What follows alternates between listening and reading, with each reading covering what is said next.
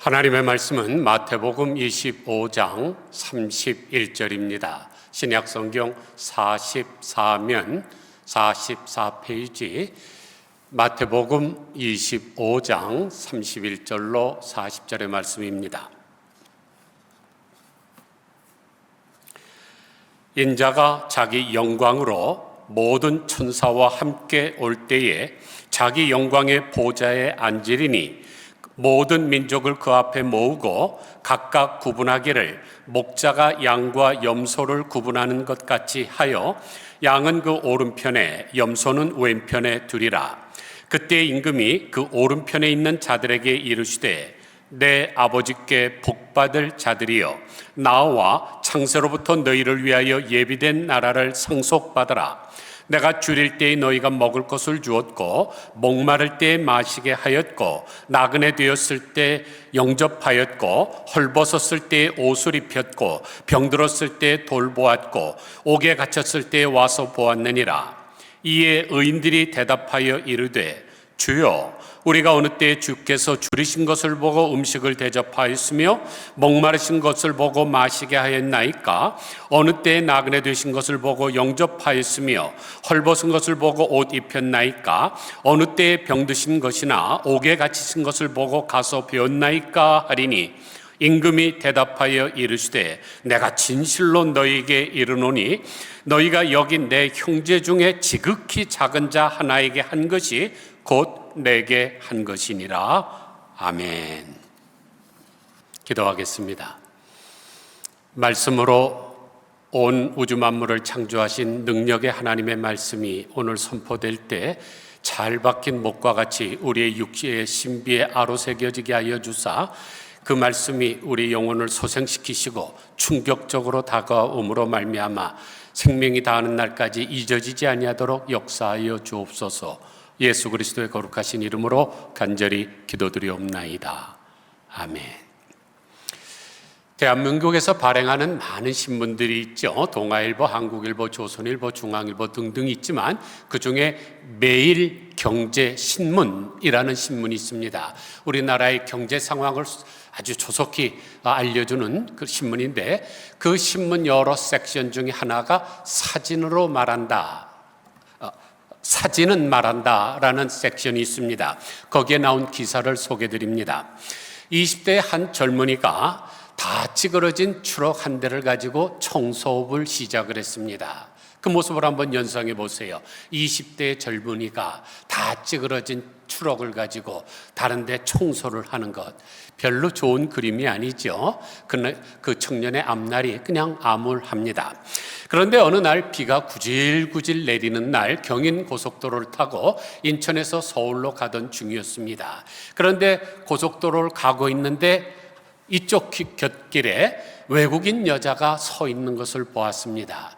비도 구질구질 내리고 나도 지금 밥 벌어먹기 힘든데 그냥 못 본 척하고 지나가면 됩니다. 누가 뭐랄 사람 아무도 없습니다. 그런데 이 청년은 세워놓고 난감해 있는 여자를 가서 도울 일이 있을까를 알아봤죠. 그랬더니 차가 고장났다 하면서 난처해하는 것이었습니다. 그래서 청년은 무려 1시간 30분 동안 비를 맞으면서 그 차를 고쳐주었습니다. 그 여인은 땡큐 하면서 많은 금액의 돈을 제시했지만 청년은 받지 않았습니다. 대신에 대한민국 사나이답게 우리나라 사람들은 가난해도 이 정도의 친절은 베풀고 삽니다 라고 멋지게 대답을 했습니다. 의기양양했죠. 예쁜 여인에다가 또 외국인이라 호기를 버렸는지도 모르겠습니다만은 그러자 그 여인이 그러면 주소라도 알려주십시오. 그래서 그냥 이름은 적지 않고 주소만 그냥 주고 말았습니다. 그 다음날 아침에 일어났을 때 깜짝 놀라는 일이 일어났습니다. 그 여인이 어떤 사람과 왔는데 그 사람이 미8군 사령관이었기 때문입니다. 사령관은 직접 돈을 전달하려고 했지만 끝내 거절했습니다. 그러면서 그는 매우 정중하면서도 겸손하게 말했습니다. 명분 없는 돈은 받지 않습니다. 정의 저를 도와주시려면 명분 있는 것으로 도와주십시오. 그러자 미8군 사령관이 묻습니다. 명분 있게 도와주는 방법이 무엇입니까? 미8군에서 나오는 폐차를 제게 넘겨주시면 그것을 인수하고 수리해서 그것으로 사업을 하겠습니다. 그러므로 폐차를 인수할 수 있는 사업권을 저에게 주시기 바랍니다. 미8군 사령관이 자기네 군대에서 나오는 폐차 처리하는 것 아무런 어려움이 없죠. 그래서 미8군과 군수 물자 수송 계약을 맺게 되었는데, 그렇게 해서 만들어진 회사가 무슨 회사일까요? 바로 한진그룹입니다. 그러면 그 젊은이가 누굴까요? 한진그룹의 창업자인 조중훈 회장이죠. 그러면 그 한진그룹이 어떻게 됐을까요? 한국의 여러 가지 부서들 가운데 공정거래위원회라는 것이 있습니다. 작년도 공정거래위원회 발표에 따르면 한진그룹은 총 34개 계열사가 있는데, 한진, 대한항공, 진에어, 한국공항, 한진부산 컨테이너터미널, 한진정보통신, 한진칼, 칼호텔네트워크, 한진인천 컨테이너터미널, 서울복합물류 프로젝트, 금융투자, 에어코리아, 한진관광 정석기업, 한진평택 컨테이너터미널, 토파스 여행정보, 사이버스카이, 포항항 제7부두운영, 테일 캐더링, 부산 글로벌 물류센터, 인천 글로벌 물류센터, 오리엔탈스타, 한진 로직스 센터, 항공종합서비스, 한국 TBT, 서울 복합물류 자산관리, IAT, 한진 울산 신흥항운영, K-에이비에이션, 세계 혼재 한국 화물, 왕산 레저 개발, 한국 글로벌 로지스틱스 시스템, 휴데이터스, WAC 항공 서비스, 테일 통상, 청원 냉장. 어마어마하죠? 그래서 우리나라 재계 순위 10위입니다. 그런데 이 모든 일의 시작은 비 오는 날 작은 봉사로부터 시작이 됐습니다. 이처럼 한 번의 친절과 배려가 엄청난 축복을 가져올 수 있습니다. 왜 그 회사의 이름이 한진인 줄 여러분 혹시 아십니까? 조중훈 회장이 자기의 회사의 이름을 한진이라고 진 것은, 한국은 대한민국의 한자고 진은 전진한다고 하는 뜻이죠. 그러니까 Go Korean, 즉 나아가라 한국인들이여 라는 강한 국가적 사명과 애국적 비전이 담겨져 있습니다. 그러므로 우리도 한국 사람들로서, 또한 대한민국의 피를 물려받은 자랑스러운 사람들로서 우리도 이 생각을 가져야 됩니다. 우리 한번 따라 하실까요? 한진! 하나님의 나라의 변함없는 원리는 작은 것에서부터 출발한다는 사실입니다. 겨자씨와 같은 작은 씨앗, 또 엘리야가 기도할 때 저 지중에서 떠오른 손바닥만한 작은 구름, 또 어린아이의 도시락 안에 있던 보리떡 5개와 물고기 2마리, 도시락 안에 있는 겁니다. 무슨 삼치만한 이따만한 게 아니라 멸치보다 약간 큰 요만한 것들, 이것을 가지고 하나님이 큰 역사를 이루지 않습니까? 마더 테레사 수녀님이 나는 몽땅 연필이라 그랬습니다. 그분의 키는 150cm밖에 안 되는 작은 사람입니다.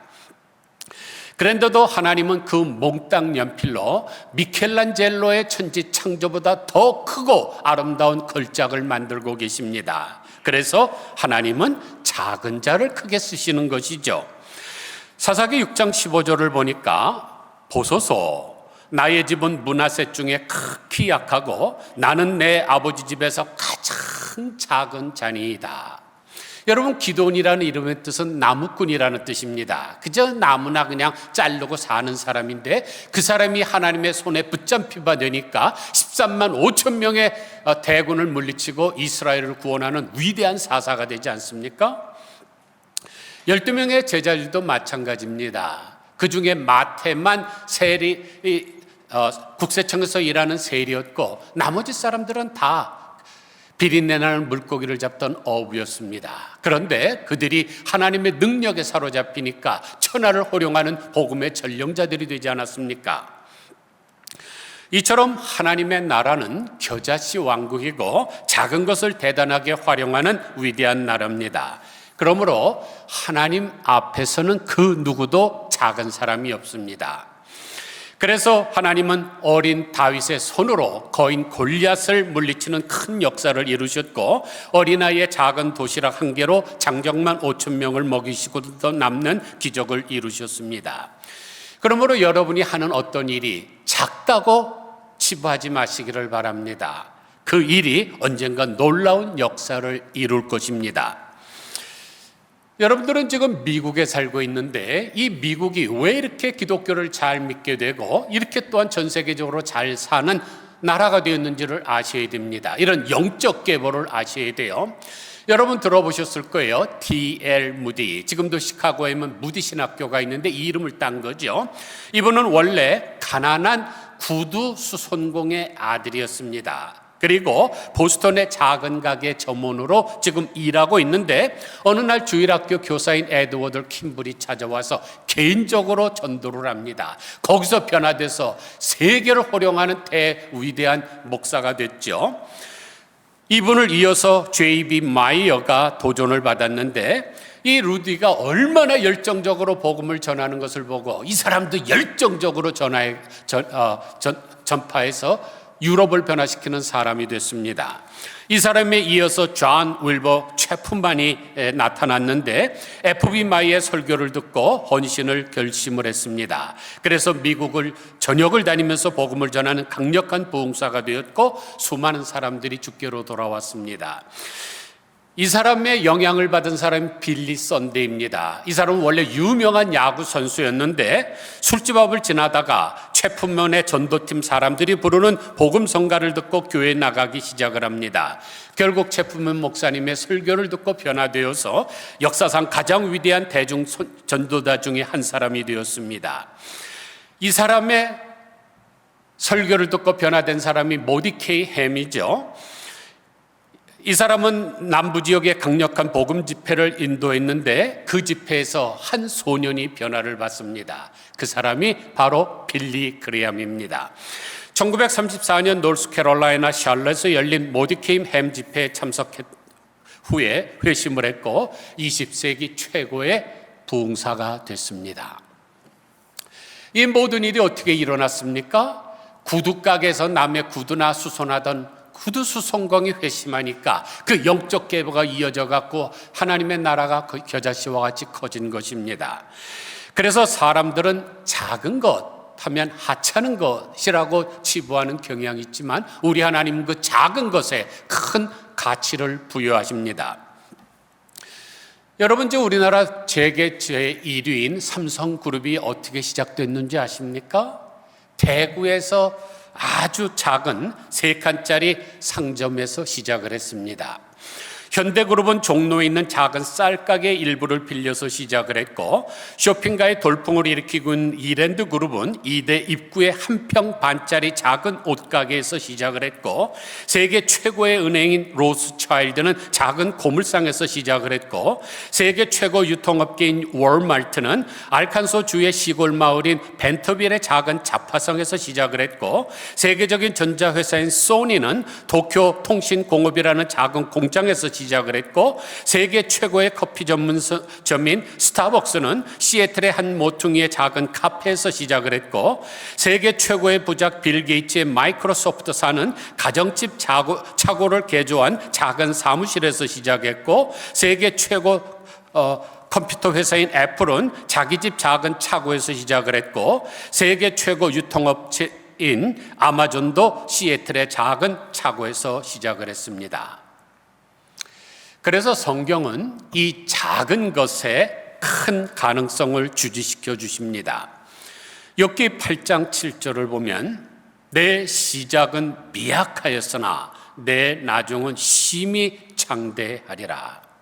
이것이 하나님 나라 축복의 승법 원리입니다. 예수님의 설교를 관찰해 보면 예수님이 땅의 복도 말씀을 하셨지만 하나님의 나라의 상급을 많이 강조하셨습니다. 마태복음 5장 12절을 보니까 기뻐하고 즐거워하라, 하늘에서 너희의 상이 큼이라. 유진 피터슨 20세기 최고의 영성가라고 하는 이분이 자기가 번역한 영어 성경에 이 부분을 이렇게 번역을 했습니다. 천국에서 박수를 받을 것이니 만세를 부르며 일하자. 얼마나 실감이 납니까? 우리가 올림픽에서 승리를 해서 입상대에 올라가면 모든 사람이 박수를 치면서 하지 않습니까? 우리가 천국에 들어가면 선진 성도들이 우리를 향해서 박수를 치실 겁니다. 그러므로 우리가 그것을 믿으면서 힘차게 일해야 되겠죠. 반드시 보상은 돌아옵니다. 잠언 22장 4절 보면 겸손과 여호와를 경외함의 보상은 재물과 영광과 생명이라고 약속을 하셨습니다. 그래서 예수님께서는 미래의 큰 상급을 바라보면서 일하는 행복한 사역자가 되라는 환상을 바라보게 하십니다. 예수님께서 하신 설교가 성경에 한 35개 정도가 기록되어 있는데 그 중에 3분의 1이 상급론입니다. 상급론에 관한 설교를 보면 첫째 달란트 비유, 둘째 문화 비유, 셋째 포도원 품꾼의 비유, 넷째 충성된 종과 악한 종의 비유, 다섯째 열처녀 비유, 여섯째 큰 잔치 비유, 일곱째 부자와 나사로의 비유, 여덟 번째 어리석은 부자 비유, 아홉 번째 양과 염소의 비유, 열 번째 지혜로운 청지기 비유. 이런 설교들은 직접적으로 예수님께서 하늘나라의 상급에 대해서 말씀을 합니다. 간접적으로 하신 말씀은 더 많습니다. 그래서 히브리서 11장 6절에서 믿음이 없이는 하나님을 기쁘시게 하지 못하나니 하나님께 나아가는 자는 반드시 그가 계신 것과 또한 그가 자기를 찾는 자들에게 상 주시는 이심을 믿어야 할지니라 그랬습니다. 여러분이 믿음이 있어서 오늘 예배드리러 나왔을 줄 압니다. 그런데 믿음에는 반드시 당신을 찾는 자들에게 상 주시는 것을 믿는 것까지 포함됩니다. 특히 예수님의 종말론 설교는 시종일관 하나님의 나라에서 영광과 승리를 핵심으로 합니다. 그래서 예수님의 상급론은 요한계시록 22장 12절에서 최종 결론을 내리고 있는데 보라 내가 속히 오리니 내가 줄 상이 내게 있어 각 사람에게 그가 행한 대로 갚아주리라고 합니다. 그런데 성경에서 말씀하시는 이 상급이라는 단어는 그냥 되돌려준다는 의미가 아니라 그 재산을 증식시켜서 되돌려준다는 복리 개념입니다. 마치 은행의 이자 제도에서 복리 개념과 같은 것이죠. 그래서 예수님께서 보상해 주시는 그 근본은 최소한 30배, 60배, 100배입니다. 여러분이 돈이 좀 있어서 은행에 입금해 보신 적 있습니까? 어느 은행에서 30%, 60%, 100%의 이자를 줍니까? 그런 은행은 세상에 존재하지 않습니다. 성경에서 상급으로 번역된 대표적인 단어는 미스토스인데 원래의 뜻은 품삯, 보수, 보상, 상급이지만 단순히 갚아준다는 수준을 넘어서 일한 대가 이상의 보상을 포함하는 의미를 가지고 있습니다. 예를 들어서 누가복음 6장 38절을 보면 주라 그리하면 너에게 줄 것이니 곧 후히되어 누르고 흔들어 넘치도록 하여 너희를 안겨주리라 하고 하셨고 마가복음 10장 29절에서는 집이나 형제나 자매나 어머니나 아버지나 자식이나 전토를 나와 복음을 위하여 버린 자는 금세 있어 집과 형제와 자매와 어머니와 자식과 전토를 100배나 받대라고 했습니다. 여기를 보니까 분명히 복리 개념이 있죠. 100불 빌려 쓰고 100불 돌려주는 게 아닙니다. 하나님을 위해서 100불을 투자하면 10,000불이 오는 것처럼 복리의 개념이 있습니다. 그래서 예수님은 이 땅에서 땀 흘려 헌신한 자에게 금세와 내세의 100배의 상급을 보상해 주십니다. 이것이 바로 오늘 본문의 내용이죠. 지금 오늘 본문은 마태복음 25장입니다. 26장서부터 예수님이 십자가에 달려 돌아가시는 이야기가 나오니까 그 일이 일어나기 전에 마지막으로 제자들에게 확신을 주시기 위하여 내세에 대한 말씀을 하신 말씀입니다. 그런데 오늘 본문 34절 한 절만 들어도 우리가 얼마나 가슴이 뜨거워집니까? 내 아버지께 복받을 자들아 이리 와서 세상의 창조로 때부터 너희를 위하여 준비된 나라를 상속받아라 라는 말씀입니다. 이처럼 작은 것에 충성한 자들에게 베푸시는 과외의 축복이죠. 이미 말씀드린 대로 하나님 나라의 이 축복의 원리는 승법 공식입니다. 덧셈이 아니라 곱셈입니다. 그래서 우리가 하는 일에 비해서 하나님께서 우리에게 베풀어 주신 은혜는 정말로 기상천외하고 기하급수적입니다. 오늘 본문에 나오는 내용을 한번 보세요. 뭐 대단한 일을 했습니까? 우리가 평상시에 아무 때나 쉽게 할 수 있는 일이죠. 35절 보세요.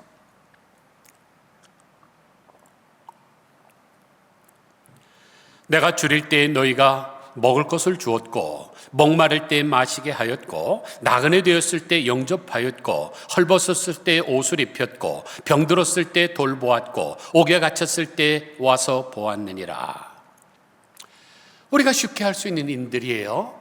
어떤 사람이 배고파하면 우리가 식사 한번 대접할 수 있죠. 노숙자 사역도 우리가 벌써 12년 가까이 하고 있지 않습니까? 또 목말라 하는 사람에게 물 대접할 수가 있고 병든 사람을 위해서 병원에 찾아가서 위로할 수도 있습니다. 구걸하는 자에게 조금 적선해주고 또 옥에 갇힌 사람을 방문해서 위로할 수도 있습니다. 그런데 예수님께서는 그것을 아주 그냥 뻥튀기 하듯이 크게 칭찬하십니다. 내 아버지께 복받을 자들이라 이리로 와서 세상의 창조 때부터 너희를 위하여 준비된 나라를 상속받으라 하고 하는 거죠. 올림픽에서 어떤 사람이 지금 입상을 했습니다. 그런데 그 사람이 입상대에 올라가지 않고 그냥 집에 갈까 봐 대회 주최자가 쫓아가서 상 받으라고 하는 것처럼 우리 하나님께서 지금 안달이 나서 상을 받으라고 하십니다. 사랑하는 성도 여러분, 여러분들도 지금까지 하나님을 위해서 작은 일을 많이 하셨습니다. 두랩돈 같은 헌금도 바치셨고 병원에 입원한 성도들을 찾아가서 위로하셨고 노숙자들에게 식사를 만들어 제공을 하셨고 복음을 위하여 나그네 된 선교사들을 대접을 했습니다. 그러므로 여러분 모두도 하나님의 나라에서 복 받을 사람들입니다. 그런데 여러분이 투자한 금액보다 100배, 1000배, 만배나 복리로 증폭해서 주실 줄로 믿으시기를 바랍니다. 그래서 마태복음 10장 42절을 보면 누구든지 제자의 이름으로 이 작은 자 중 하나에게 냉수 한 그릇이라도 주는 자는 내가 진실로 너희에게 이르노니 그 사람이 결탄코 상을 잃지 아니하리라고 하셨습니다. 저는 이런 사람을 알고 있습니다. 어느 교회에서 점심 식사를 만들기가 어려운 사람을 위해서 대신 만들어주고 그 재료비를 약간 절약해서 그 모든 것을 그 교회에다가 헌금하는 분을 알고 있습니다. 이게 어떻게 보면 작은 일이지만 하나님 앞에 큰 상을 받을 일입니다. 그런데 우리가 여기서 마지막으로 한 가지를 추가한다면 고린도후서 9장 6절을 보면 이것이 곧 적게 심는 자는 적게 거두고 많이 심는 자는 많이 거둔다 하는 말이로다. 여러분, 냉수 한 그릇, 작은 것 하나 해도 결탄코 상을 잃지 않는다면 오죽 우리가 많은 것을 심으면 오죽 더 큰 상을 받겠습니까? 그러므로 가능하시면 작은 일에도 충성하시고 더 큰 일에도 충성하시고 많은 것을 심으시기를 바랍니다. 하여간 오늘 본문 말씀 통해서 우리 하나님의 음성을 확실하게 들으시기를 바랍니다. 내 아버지께 복받을 자들이여 나와 창세로부터 너희를 위하여 예비된 나라를 상속받으라. 아무쪼록 하나님께서 기뻐하시는 작은 일에 충성하시는 자들이 되어서 하나님으로부터 놀라운 상급을 받으시기를 주님의 이름으로 간절히 축원드립니다. 기도하겠습니다. 하나님 아버지, 오랜만에 성경에 나타난 상급론을 말씀을 드렸습니다. 너무나 많이 듣던 말씀들이라서 우리에게 다가오지 않을 수도 있지만은 하나님의 말씀을 분명히 믿어야 될 줄로 믿습니다. 믿음이 없이는 하나님을 기쁘시게 하지 못하니까 하나님께 나가는 자는 반드시 그가 살아계신 것과 자기를 찾는 자들에게 복 주시는 상 주시는 자이심을 믿어야 할지니라고 하신 말씀처럼 볼지어다 내가 속히 오리니 내가 줄 상이 있다고 말씀하신 우리 예수님의 그 약속을 믿게 하여 주옵소서. 하나님의 나라는 겨자씨 왕국인 줄 압니다. 작은 일에서부터 시작을 했는데 비 오는 날 후리웨이 길가에 서 있는 사람에게 작은 친절을 베푼 것으로 말미암아 이 한진그룹 총 34개의 계열사가 되고 대한민국의 재계 순위 12위까지 올라가게 된 것은 이 작은 일에 충성한 조중훈 회장의 일 때문인 줄 압니다. 하나님 아버지, 우리도 항상 모든 일에 작은 일에 충성하게 하여 주시옵소서. 다른 사람은 알아주지 않고 보지 않는다 할지라도 은밀한 곳에서 보시고 갚아주시는 하나님을 기억할 수 있도록 도와주시기를 간절히 소원하옵고 예수 그리스도의 거룩하신 이름으로 기도드리옵나이다. 아멘.